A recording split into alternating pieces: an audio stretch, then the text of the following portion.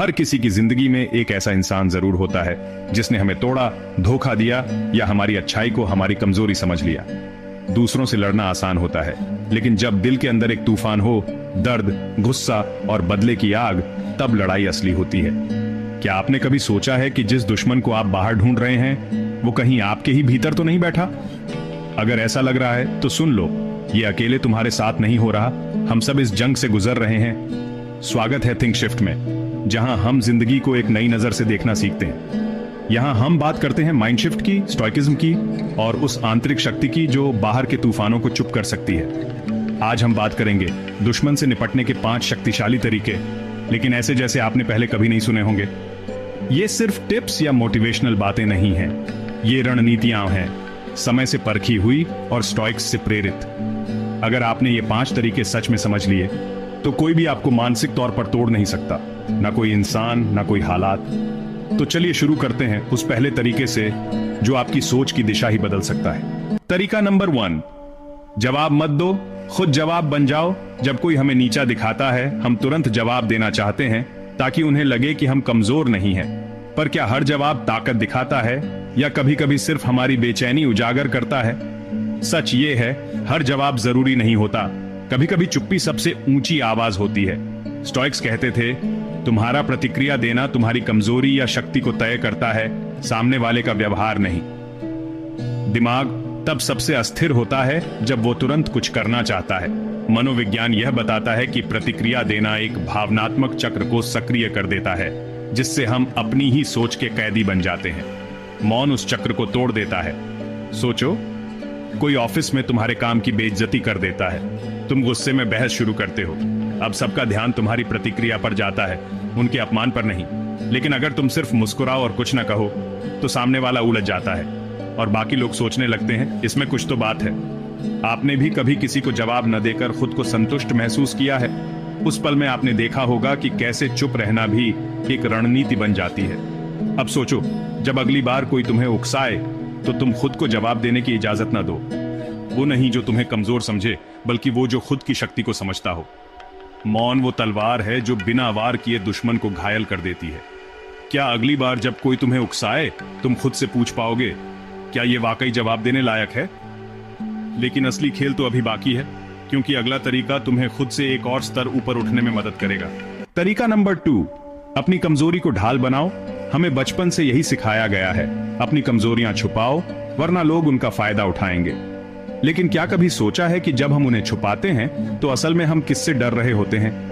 दुश्मन को सबसे ज्यादा ताकत तब मिलती है जब हम अपनी ही सच्चाई से शर्माते हैं। लेकिन जिस दिन तुम अपनी कमजोरी को स्वीकार कर लेते हो, उस दिन से कोई भी तुम्हें नीचा नहीं दिखा सकता। मनोविज्ञान कहता है, कमजोरी को स्वीकार करना ही असली मजबूती की शुरुआत है। जब आप अपनी कमजोरियों को अपनाते हो तो आपका मन शर्म से नहीं, समझ और आत्मबल से भरने लगता है। यहीं से आत्मबोध जन्म लेता है और वहीं से असली बदलाव की शुरुआत होती है। कल्पना करो, बचपन में किसी ने तुम्हें धीमा सीखने वाला कहा। तुमने उस बात को सच मान लिया और सालों तक अपने ऊपर ढोया। लेकिन एक दिन तुमने खुद से कहा, हाँ मैं धीरे सीखता हूं, लेकिन जो भी सीखता हूं वो गहराई से समझता हूं। उसी दिन से वो नाम तुम्हारे लिए अपमान नहीं, पहचान बन गया। क्या कभी ऐसा हुआ है जब तुमने अपनी कोई सच्चाई किसी के सामने रख दी और उसके बाद तुम्हारे भीतर एक अजीब सा हल्कापन महसूस हुआ? वही तो है वह शक्ति जो डर को ढाल में बदल देती है। कमजोरी वो नहीं होती जिसे दुनिया तुम्हारे खिलाफ इस्तेमाल करती है। असली कमजोरी तो वो होती है जिसे तुम खुद अपने खिलाफ इस्तेमाल करते हो। लेकिन जब तुम उसे स्वीकार कर लेते हो, तब वही तुम्हारी ढाल बन जाती है और सामने वाला चाहे जितनी भी चोट करे, असर नहीं होता। जिसे तुम अब तक अपनी सबसे बड़ी कमी समझते रहे, हो सकता है वही एक दिन तुम्हारी सबसे बड़ी ताकत बन जाए। तो क्या आज से तुम अपनी कमजोरी से भागना बंद करोगे और उसे देखकर मुस्कुराना शुरू करोगे? लेकिन अभी बात खत्म नहीं हुई है, क्योंकि अगला तरीका तुम्हें और भी गहराई से बदलने वाला है। तरीका नंबर 3, दुश्मन को अपना शिक्षक मानो। जब कोई हमें चोट पहुंचाता है, हमारा पहला विचार होता है बदला लेना। लेकिन हम ये क्यों नहीं सोचते कि शायद वही इंसान हमें कुछ सिखाने के लिए हमारे जीवन में आया है? स्टोइक दर्शन का मानना था, हर शत्रु, हर चुनौती और हर अपमान एक छिपा हुआ शिक्षक होता है। वे हमें धैर्य सिखाते हैं, नियंत्रण सिखाते हैं और आत्मसम्मान की असली परिभाषा भी। हमारे सबसे बड़े विरोधी अक्सर हमारे सबसे बड़े विकास का रास्ता खोलते हैं। इंसान का मन बार बार वही आदतें दोहराता है जब तक कोई अनुभव उन्हें तोड़ न दे। एक विरोधी, एक आलोचक या एक धोखा, ये बाहरी घटनाएं हमें भीतर झांकने के लिए मजबूर करती हैं और यहीं से आत्मनियंत्रण की शुरुआत होती है। कल्पना करो, किसी ने तुम्हें धोखा दिया। पहली प्रतिक्रिया, भरोसा टूटा, क्रोध आया। लेकिन जब तुम थोड़ी शांति से सोचते हो तो वही व्यक्ति तुम्हें सिखा गया अपनी सीमाएं कैसे तय करनी है, अपने अंदर की आवाज पर भरोसा कैसे करना है और हर मुस्कान के पीछे की मंशा को कैसे पहचानना है। क्या तुम्हारे साथ कभी ऐसा हुआ है कि किसी ने बुरा किया लेकिन बाद में तुमने महसूस किया कि उस अनुभव ने तुम्हें ज्यादा समझदार बना दिया? अगर हां, तो जान लो वो तुम्हारा दुश्मन नहीं था, बल्कि एक अनजाना गुरु था। अब सोचो, अगर हर बार जब कोई तुम्हें तकलीफ दे तुम खुद से पूछो, यह अनुभव मुझे क्या सिखा रहा है, तो क्या तुम वास्तव में हारोगे या और मजबूत हो जाओगे? दुश्मन तुम्हें गिराने आता है, लेकिन अगर तुम सीखने को तैयार हो तो वही तुम्हें उठाने का माध्यम बन सकता है। क्या अगली बार जब कोई तुम्हें चोट पहुंचाए तुम उसे एक सबक मानकर अपने भीतर कोई बदलाव ला पाओगे? लेकिन अभी तुम पूरी तरह तैयार नहीं हुए हो, क्योंकि अगला तरीका तुम्हें उस हथियार तक ले जाने वाला है जो सबसे शांत होता है लेकिन सबसे असरदार भी। तरीका नंबर 4, संयम को शक्ति में बदलो। दुश्मन से लड़ते वक्त हम अक्सर सोचते हैं जो ज्यादा गुस्से में है वही ज्यादा ताकतवर है, लेकिन सच्चाई ये है कि गुस्से में किया गया हर वार सबसे पहले हमें ही जख्मी करता है। स्टोइक विचारधारा कहती है, क्रोध तब आता है जब तुम अपना नियंत्रण खो बैठते हो, और अगर कोई तुम्हें गुस्सा दिलाने में सफल हो गया तो समझ लो उसने तुम्हारा रिमोट अपने हाथ में ले लिया है। मानव मनोविज्ञान बताता है कि जब इंसान प्रतिक्रिया देने के मोड में होता है तब उसका मस्तिष्क सोचने की शक्ति खो बैठता है, और जब सोच बंद हो जाए तब चाहे मंशा कितनी भी सही क्यों ना हो, निर्णय अक्सर गलत साबित होते हैं। संयम वही शक्ति है जो सोचने की दिशा को दोबारा जागृत करती है। कल्पना करो, किसी ने सबके सामने तुम्हारी बेइज्जती कर दी। तुम चाहो तो उसी वक्त पलटकर थप्पड़ मार सकते हो और सब चौंक जाएंगे, लेकिन अगर तुम सिर्फ एक शांत नजर डालकर वहां से निकल गए तो लोग उस क्षण को भूलेंगे नहीं। वही संयम जो डर नहीं बल्कि सम्मान पैदा करता है। क्या कभी तुमने गुस्से में कुछ ऐसा कह दिया जिस पर बाद में पछतावा हुआ? और क्या कभी तुमने खुद को रोककर चुप रहकर हालात को संभाला और बाद में खुद पर गर्व हुआ? यही तो अंतर है भावनाओं की गुलामी और आत्मनियंत्रण के बीच। सोचो, अगर तुम हर चुनौती को भावना से नहीं परीक्षा की तरह देखो तो क्या तुम हारोगे या और मजबूत बनोगे? जिसने खुद को जीत लिया उसके लिए कोई दुश्मन नहीं बचता। क्या अगली बार जब कोई तुम्हारे सब्र को आजमाए तुम खुद से पूछोगे, क्या मैं अपनी भावनाओं का मालिक हूं या उनका गुलाम?